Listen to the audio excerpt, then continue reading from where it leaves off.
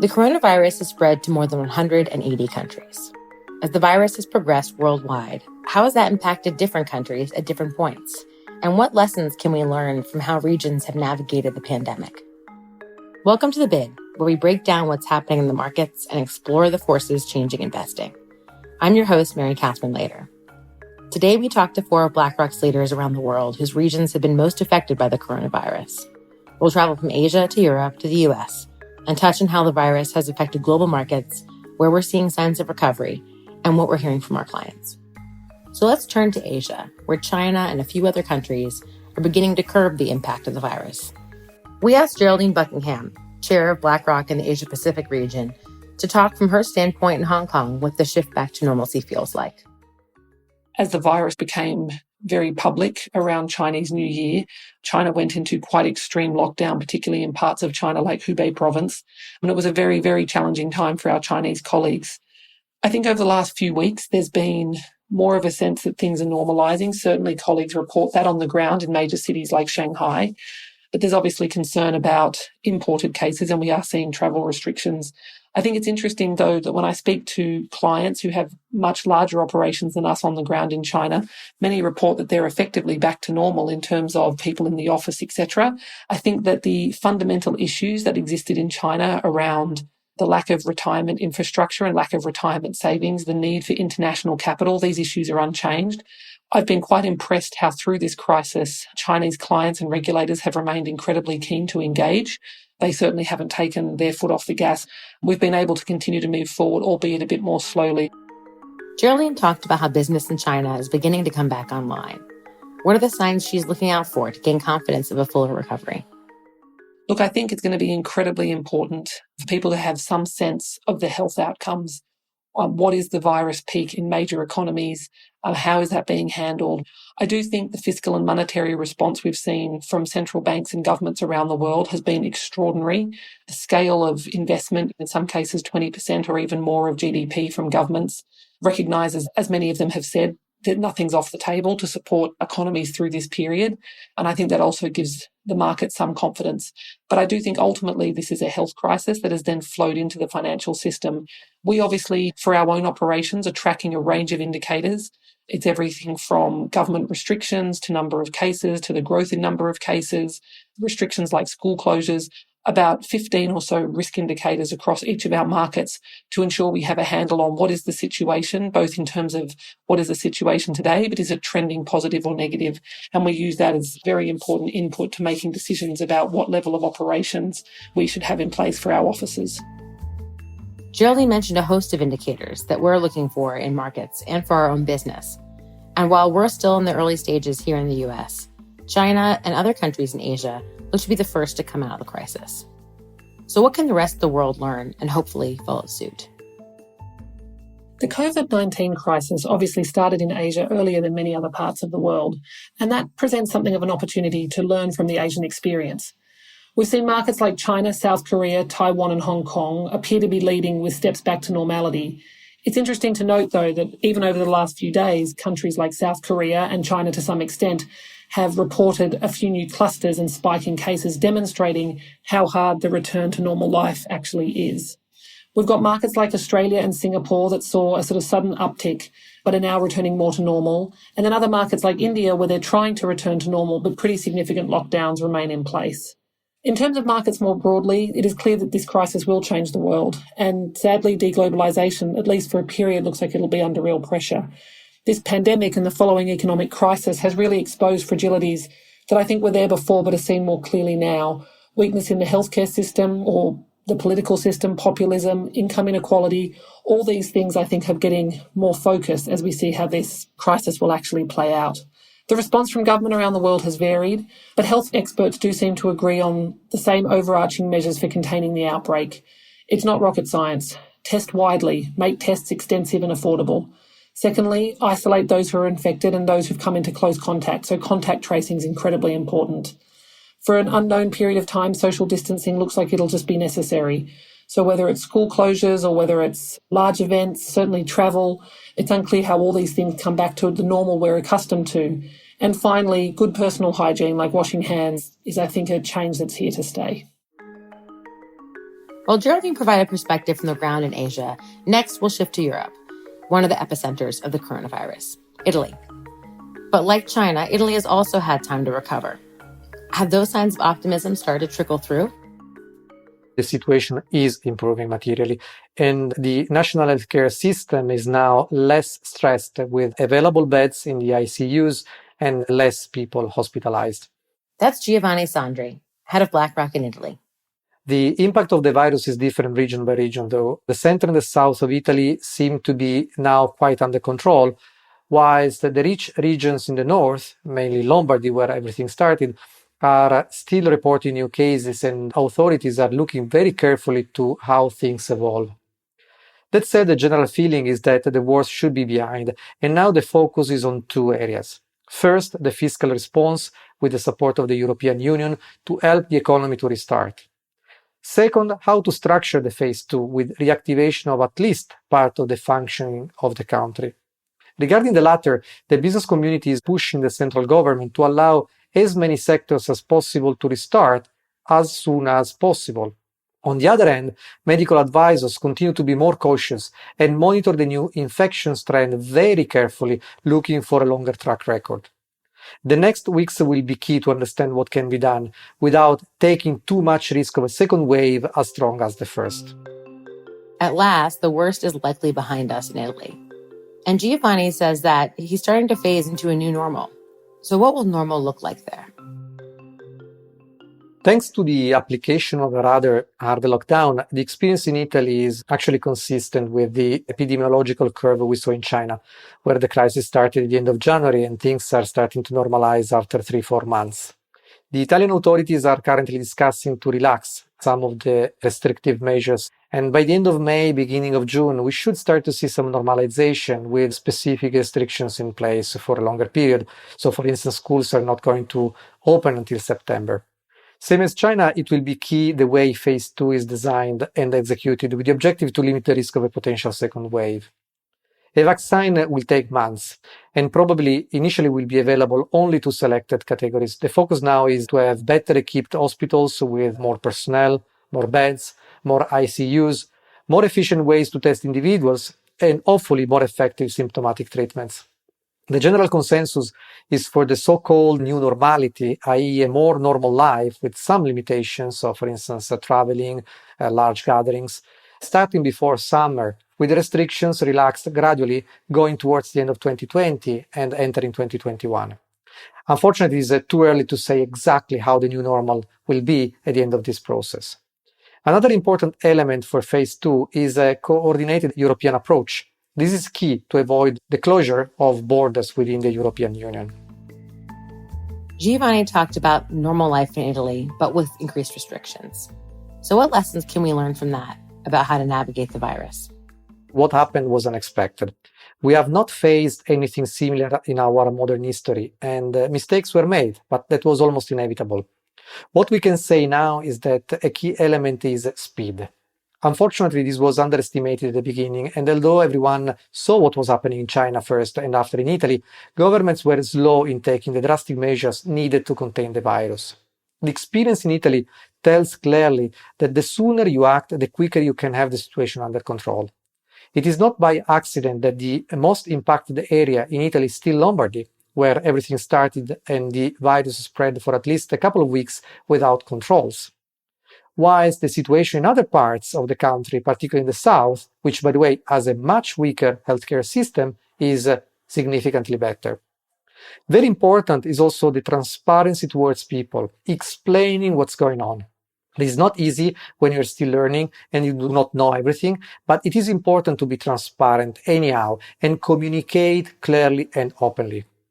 A critical element that has emerged from the crisis is also the additional complexity given by the split of powers between central authorities and regional ones. This has created some confusion in handling the crisis. As Giovanni mentioned, we haven't faced anything like this crisis in modern history. Across the board, the consensus from all of our leaders around the world is that coronavirus presented an unprecedented challenge to markets. So, over the course of their careers, through many crises, what's made this one so unique? The coronavirus is first and foremost a health crisis. In my career, there's never been an equal situation of this scale or magnitude. That's Sarah Melvin, head of BlackRock in the United Kingdom. It's also the first time that the economy has been shut down purposefully in order to stem the spread of a virus. We've honestly never seen this speed of recession before, but we've also never seen this scale of coordinated policy response. And some of this policy response will have significant ramifications for portfolio construction for our clients. It's really difficult to say the virus has been similar to any other crisis that I've seen in my career.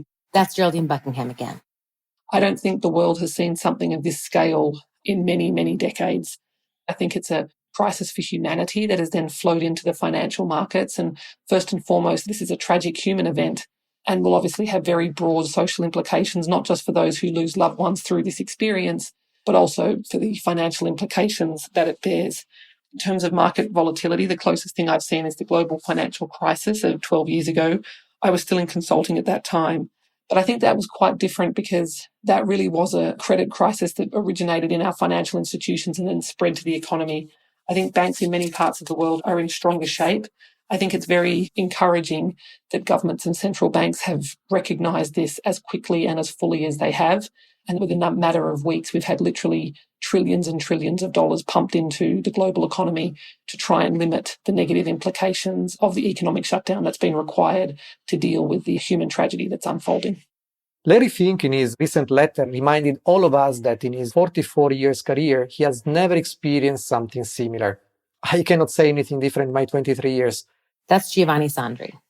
I went through the global financial crisis. That was a deep crisis, but this time is actually different. It is the first time that the life of billions of people across the world has been impacted so much. Hopefully, and as we expect, this is a huge short or mid-term shock which will have less negative long-term accumulated impact on the economy compared to the global financial crisis. Not everything is bad. Something will be for good. For instance, a smarter use of technology and more investments in the healthcare sector. The crisis is also an interesting heads up to everyone of what a global shock triggered by the real world can cause. Today it is a pandemic. Tomorrow may be the implications coming from the climate change. We believe attention to sustainability will come out stronger from this crisis, with increased focus on the environment, and also much more focus on the social elements and the role of companies in the society. Unlike the great crisis of 2008 and 2009, I think clients have been quite sanguine about what's happened in markets. That's Mark McComb, BlackRock's Chief Client Officer, who's based in the US. This pandemic is not one particular group's fault, and no finger pointing's taken place. I also think the experience of the great crisis in 2008 and 2009 has actually given a little bit of a playbook as to how to react when markets become very dislocated. We've seen this, for example, in something like money market funds, where very quickly the government stepped in and backed much of the paper that's in the prime money market fund space. Now, I do believe that there'll be regulatory reform again coming down in the future, but I think it's clear to see that for the time being, people took this much more in their stride than they might have 10 years ago. So I feel very optimistic that actually, as a community, as an economy, we're going to get through this. Sarah and Mark both mentioned their clients. There's no doubt that the coronavirus crisis has changed the way investors will navigate building portfolios, particularly for resilience. So what's been the client reaction? Each person's response to the virus is very individual, and we know that many clients are dealing with personal adjustments and concern for family and friends, as well as their professional responsibilities. At the start of the crisis, many clients were focused on concerns for the health and well-being of their employees, as well as determining how to move their own people and operations to a virtual working environment. Those concerns were soon supplemented with having to navigate shocks in the market. How clients are reacting in terms of portfolio adjustments varies widely depending on client needs. Some need more liquidity right now, others are looking to re-risk their portfolios. All are reviewing their asset allocations, and that's where a lot of our conversations are right now, at the whole portfolio level. As you think about something like our defined contribution business, we were very worried about how people would see all of the red ink as their retirement savings had perhaps shrunk as a result of this. And we were able to take steps to reassure many of our clients that actually the old adage of investing for the long term will pay off if you stay in the market, and not to sell just because we've seen a correction. Now, I do still think that there's more pain to be had because clients are beginning to think about how the long-term economic impact of the coronavirus is going to affect their business. In the first few weeks, there was a great focus on liquidity, but now I think people are thinking more about structural impacts on their portfolios. What does that mean? Perhaps it could be something like the amount of real estate people have in their funds or the amount of private equity, and whether they see markdowns in those areas that might well have an impact on the overall value of the portfolio. And that can have a dramatic impact on asset allocation decisions as they go forward. Also, I think equity markets have definitely been bouncing around as a result of sentiment, as well as people's concerns about the future long-term impact on the US and global economy. But I do see people returning more cautiously into the markets to look for opportunities, not in an ambulance chasing way, but rather thinking about asset allocation and areas and assets that they might have wanted to get into previously, but maybe didn't have the opportunity. This crisis has really emphasised how important it is for us to be nimble to our client needs. At first, clients really needed guidance as they grappled with incredible volatility. Now clients are responding to the changing environment with quite local issues. So, for example, super funds in Australia facing funding challenges as people are allowed to access retirement savings earlier than was anticipated. Some clients are actually looking for opportunities to put significant money to work and looking for dislocations in the market. So it's important that we're able to service all those clients in quite a different way. Market shocks represent an opportunity for investors to think about the long term. But beyond investors, the crisis will change the way that all of financial services operates. So let's turn back to Sarah. What does she expect this means for finance? And what is BlackRock focused on now? There's no doubt there will be a new normal that appears as a result of this crisis. Crises, though, also often bring innovation, and we've seen that in ways in which we're engaging with clients and with each other, particularly through technology. I don't think this will fully reverse. I also think the lockdown is making us all much more thoughtful about the world we live in, and I think that will translate to even greater focus on sustainability as we think about how we do business and how we invest. Right now, our mission is simply to help more and more people get the support they need. And we're doing that by partnering with several UK charity organisations who are on the front line providing food supply and distribution and medical help. We've done this through donations to the National Emergencies Trust, Team Rubicon UK and St John's Ambulance, who are all focused on helping people through this crisis. Our own employees have taken fundraising activities to heart as well, some going as far as shaving their heads for charity. Sarah provided insight into how the industry and BlackRock as a company is navigating these changes. On a more personal note, the crisis has transformed all of our day-to-day lives. I now wear a mask and gloves, and I have antibacterial solution in every corner of my home. So our last question to our regional leaders: how has the coronavirus changed their personal lives? Coronavirus has had all sorts of impact on daily life. I think perhaps the most obvious is just the difference in working, but a number of things have really helped. I mean, technology has been an absolute save in this scenario. It's also been very important personally. With family members spread around the world, the ability to FaceTime, particularly for my young son, has meant that people still feel close together. I think it's important to remember that this is a marathon, not a sprint, and that pacing yourself is incredibly important. So I've tried to keep something of a routine during a work day at home. I make sure that I get out of the house for a short walk or something like that every day just to get some fresh air. But I think it is important to be gentle with oneself and gentle with others, because I think the level of stress is high, and it's important to remember that everyone's feeling that. A lot of the things that were part of my normality disappeared almost overnight. Traveling, spending a weekend out of the city where I live, Milan, meeting my friends, even going to the barber shop or having a walk in the park nearby. What I suffer the most is to be forced at home without the possibility to meet my old and sick parents. They are by themselves and we can meet only via video. On the other hand, I have the chance to focus more on my teenage daughters now and, for instance, help them with their studies from home. And this has been quite a nice experience. So I continue my day-to-day job with calls replacing meetings, not traveling anymore, and now investing more time on my other job as a father. As always in our life, also during a pandemic, there are some positives. What surprised me most about this experience is the resilience of human beings, of the spirit that I've seen amongst people, the incredible unity, people helping one another. And it's so gratifying to see colleagues and friends reach out into their communities to see how they can help. That really has been heartwarming.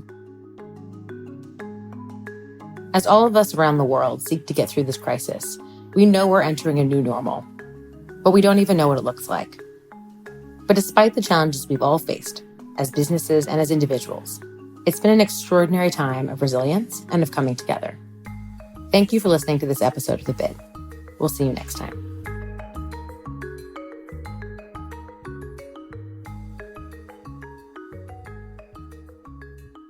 This material is for informational purposes and is prepared by BlackRock, is not intended to be relied upon as a forecast, research, or investment advice, and is not a recommendation, offer, or solicitation to buy or sell any securities or to adopt any investment strategy. The opinions expressed are as of the date of publication and are subject to change. The information and opinions contained in this material are derived from proprietary and non-proprietary sources deemed by BlackRock to be reliable, and are not guaranteed as to accuracy or completeness.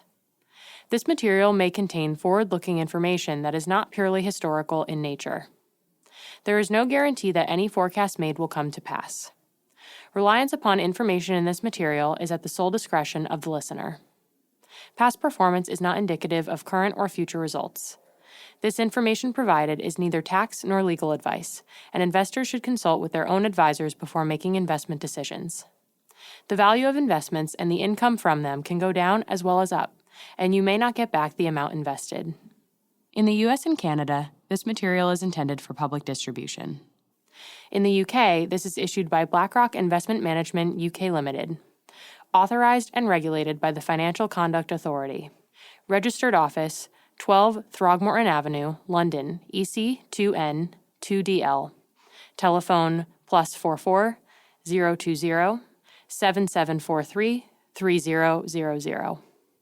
Registered in England and Wales, number 202 0394. For your protection, telephone calls are usually recorded. BlackRock is a trading name of BlackRock Investment Management UK Limited. In Singapore, this is issued by BlackRock Singapore Limited, co-registration number 2000110143N. In Hong Kong, this material is issued by BlackRock Asset Management North Asia Limited and has not been reviewed by the Securities and Futures Commission of Hong Kong. In Australia, issued by BlackRock Investment Management Australia Limited, ABN 13 006 165 975 AFSL 230 523 BIMAL. The material provides general information only and does not take into account your individual objectives, financial situation, needs, or circumstances. In Latin America, this material is for educational purposes only and does not constitute investment advice nor an offer or solicitation to sell, or a solicitation of an offer to buy any shares of any fund. No securities regulators in Latin America have confirmed the accuracy of any information contained herein. The provision of investment management and investment advisory services is a regulated activity in Mexico, thus is subject to strict rules. For more information on the investment advisory services offered by BlackRock Mexico, please refer to the Investment Services Guide available at www.blackrock.com/mx. Copyright 2019 BlackRock Inc. All rights reserved. BlackRock is a registered trademark of BlackRock Inc. All other trademarks are those of their respective owners.